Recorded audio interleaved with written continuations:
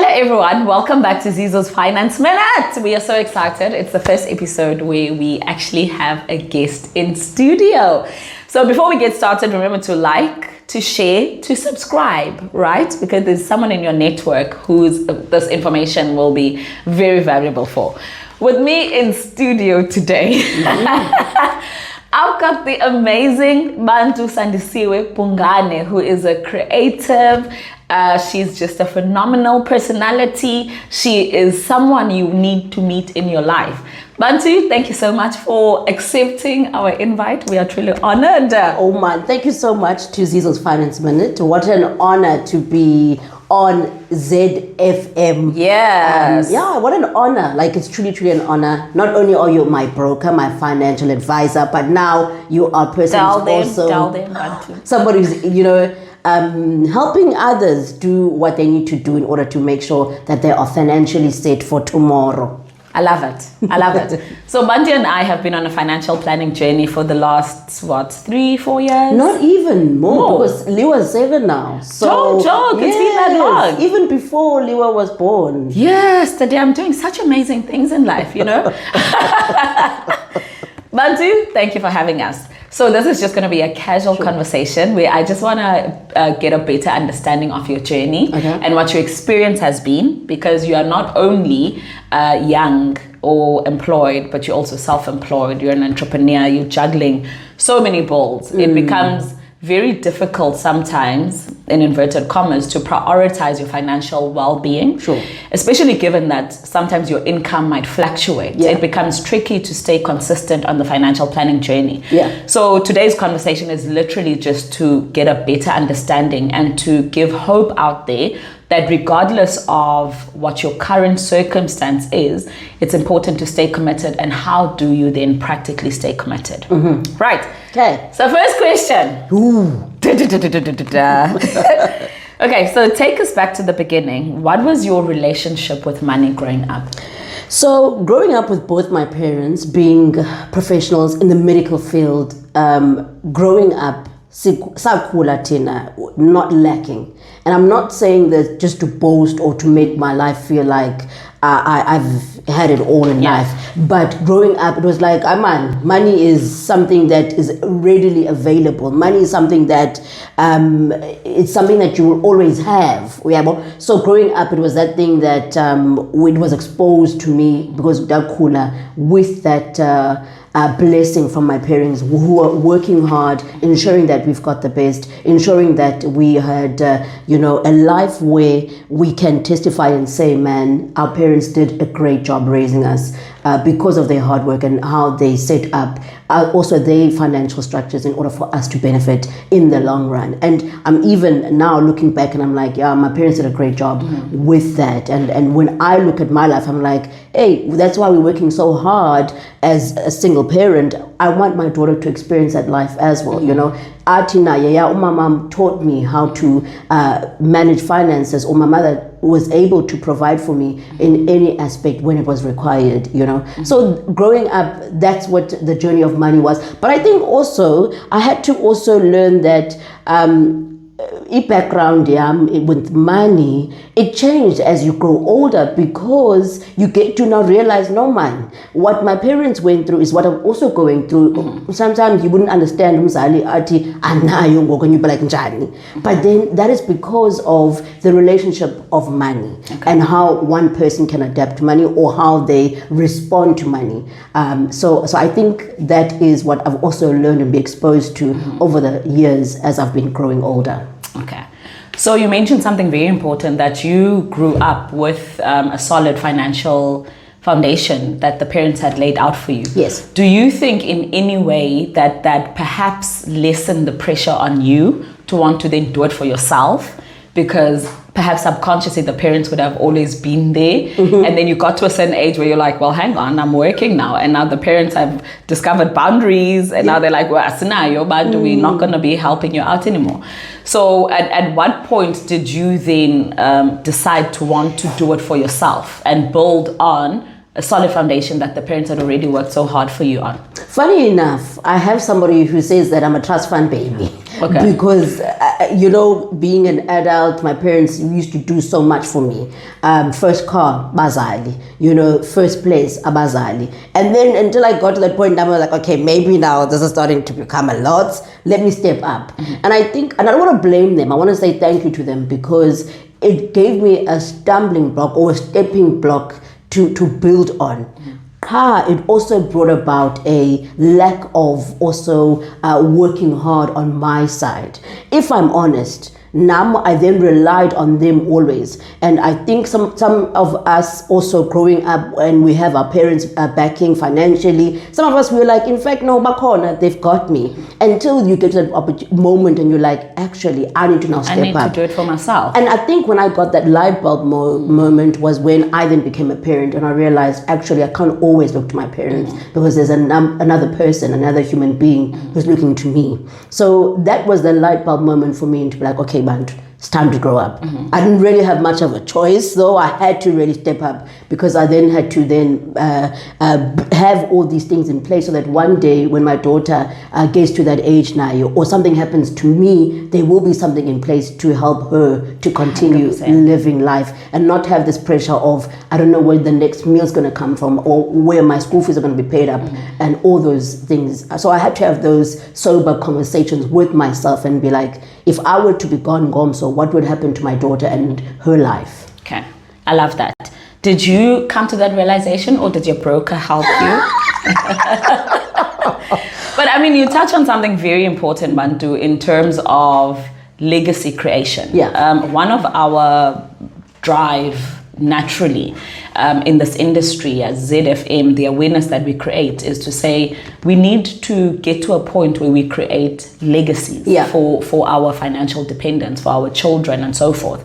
And so normally people just tend to look at financial planning at the end product to just say, oh, they just want me to get a policy. How did you transition from that thinking that, oh, it's so tedious, like policies are normally referred to as a grudge purchase?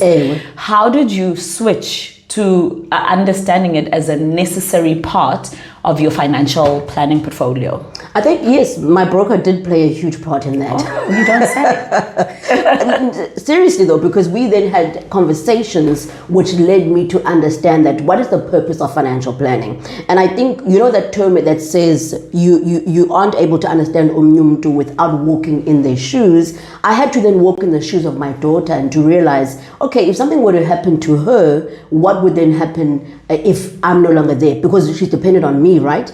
Growing up, I was dependent on my parents. And then I also had to have that conversation to be like, if something were to happen to my parents, what would happen to me? And would I be able to survive tomorrow? Would I be able to pay my bills, to do all of those things? So that realization came with those conversations. And the reality of it is that you've got somebody who will answer these things or help you be able to understand it better from a point of, I know what to do or how to help you, because sometimes you're like, I'm a kuba ifuna le policy kum, or sometimes you might be going through financial struggle and you're like, hey, let debit orders asuka kum better. But when you get to that realization of saying, one day it will benefit my daughter, or one day it will benefit my loved one, whoever it may be, when I'm no longer there, it plays a better role in you being committed into that long-term wealth. And I think that's what another thing we need to understand about financial planning. It's a long-term. 100%. I had to understand that myself, because I'd be like, hey, I'm financially distressed because I'm in the creative space, I'm in the media space. And so you're always having to juggle many portfolios, many jobs, because you're trying to make ends meet. And then you're like, hey,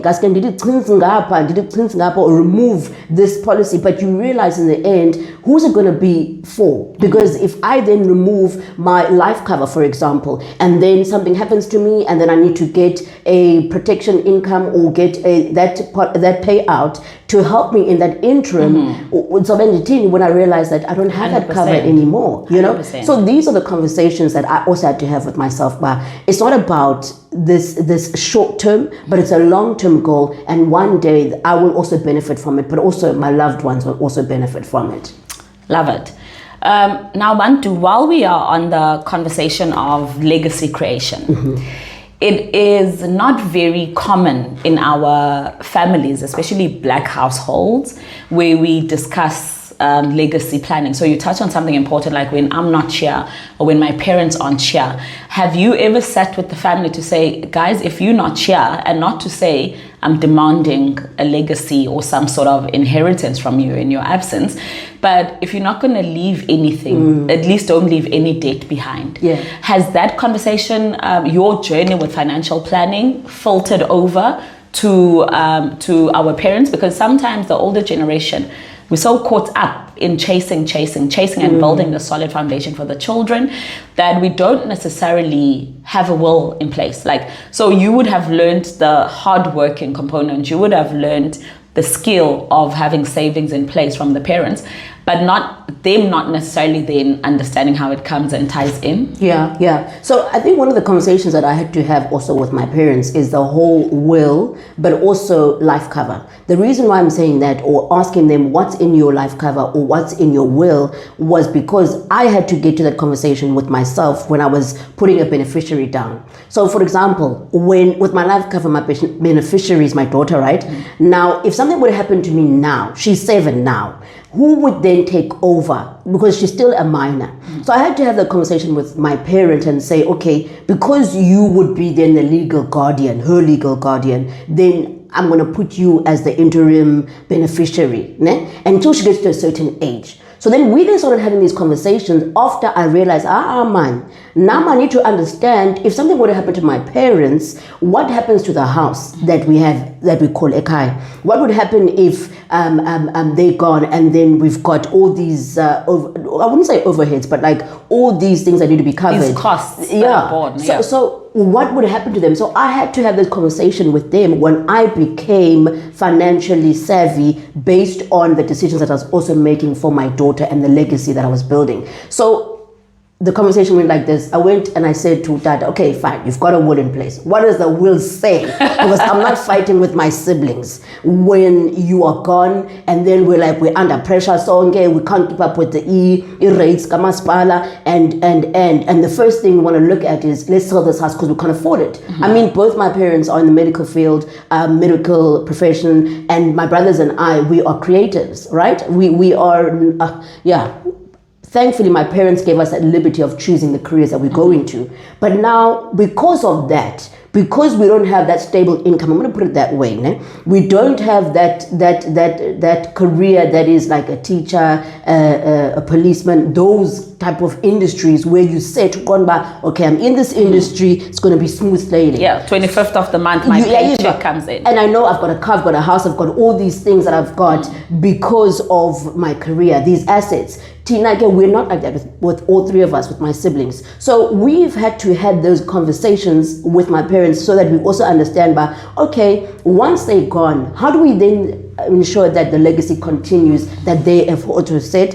but also for ourselves, what legacies are we building for ourselves, and knowing long term that one day we want to leave a legacy for Uliwa or even their children when they are alive at some point. Love it. I feel like my work here is done. Like you are I know. Pat on the back. Bantu, you've touched on everything that pertains to financial planning. I know in the previous, our previous segments, if the viewers would go back, we had an introduction of what financial planning is. Now we're gonna get to the tense stuff. While we're having this beautiful conversation, there's no judgment. This is a safe space. We listen, we don't judge. We listen, we judge a little bit. Imagine. It comes from a good place. Okay. Would you please tell us about a time that you can maybe think of where you were like, financially, you've made a blunder? Because oftentimes we find ourselves, especially when you are so aware that this is what I ought to be doing, when you fall short of your own standards, I blew it. How do you tell us about a scenario or an incident where you felt like, oh my gosh, I feel like I've set myself 6 months back by this one decision, and how did you pivot from that? Okay, so fortunately, this is one that you are very much aware of. A couple of years ago, I decided, okay, fine, I'm gonna wear my big old panties on, I'm gonna get my own place to stay, and we didn't have the conversation enough in terms of unbuzba. Have you planned this plan of yours? Have you planned sufficiently for you to do this? And I was like, girl, I've got this. The moving cost. I remember you told me like a week before you did it, and I was like, what do you mean? Like, have you thought about this? I'm moving out. That's the thing. I think it was my emotions that led me to go into that, that decision, not on a factual decision making, rather. So now I'm still paying for that. That was probably like 3 years ago. Now I'm still paying for that because I made premature decision to move out, unplanned. Look, I thought I got the best deal, not realizing that it's not just only moving. There's so much that comes with it. You've got to pay monthly rent. You've got to pay for the traveling costs, because you no longer factoring all those things. Remember, before that, I was living, at home with my parents, and so glory to God that they didn't give me that pressure of paying those expenses. Yeah. But now it's like, okay, I was like, I'm gonna do this thing. Do you get what I'm saying? And so that was a decision where I was just like, yeah, what a blunder.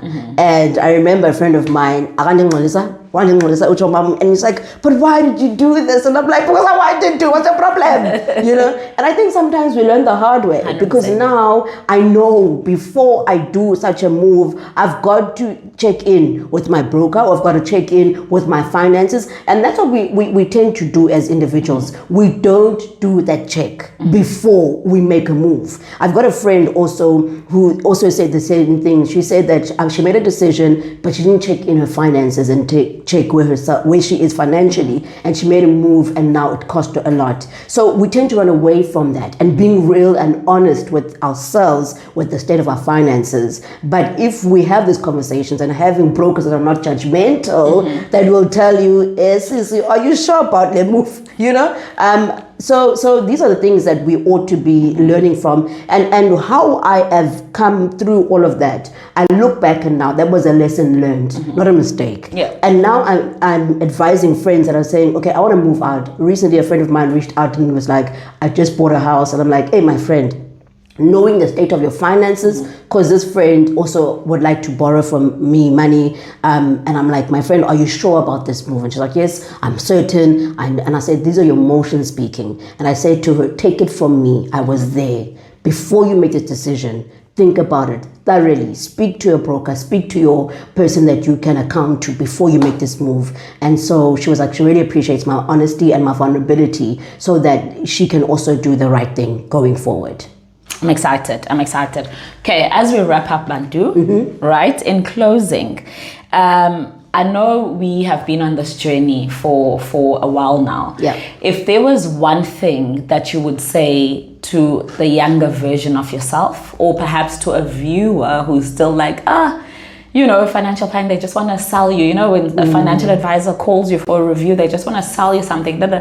What is the one thing that you would say to that person, regardless of their life circumstance, or whether it be it a 23-year-old, a 40-year-old, a 60-year-old? What is the one thing that you feel would redirect society into investing in their financial well-being? The one thing that I always tell people is that I wish in school life orientation had the portfolio that is finances or financial planning, because once Umtu goes to university, after university the next step is going to work.